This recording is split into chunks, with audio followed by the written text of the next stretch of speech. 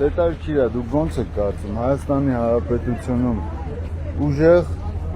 դուխով կամ հպարտ քաղաքացի մնացել է։ Իհարկե, լիք։ Հա, չէ՞ բացի ձեր ղեկավար Դուք,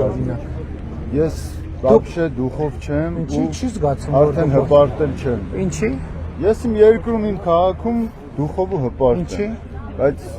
դրսերը ոչ դուխով են, ոչ էլ հպարտ։ Դրսերը ինչ կապ ունի, ամեն երկրի իր քաղաքացուն պետք է դուխով հպարտ լինի, դրսում քաղաքացին ինչի պետք է դրսով։ Մենք մեր երկրում հպարտ ենք, դուխով ենք։ Բա ես մեր երկրի պատասխանատուն եմ, բա դրսի պատասխանատուն ես եմ։ Բայց Հայաստանից ելնում ես դուրս, էլ դու ոչ դուխով ես, ոչ է հպարտ, որովհետև մնացածը արդեն դուխոված է ու հպարտացել է։ Եղբայր, ուրեմն ու այդ խաղաղությունը, պարոն Փաշինյան, որ ժամանակավոր բերել եք մեզ, որ այդ խաղաղությունը կապված է զուտ ձեր անձի հետ, որովհետև բազմիցս եւ դուք եւ մնացածը շեշտում եք, որ եթե դուք չլինեք, պատերազմ կլինի։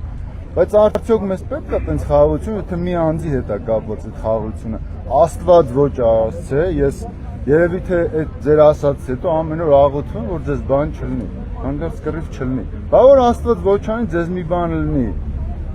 Էլ всё, հա, խաղաղություն չի լինի։ Որ ավարտեք, ես կարձագանքեմ։ Ավարտեցիք, վստահ եք։ Առաջին ամեն քաղաքացի դուխով ու հպարտ պետք է լինի իր երկրում։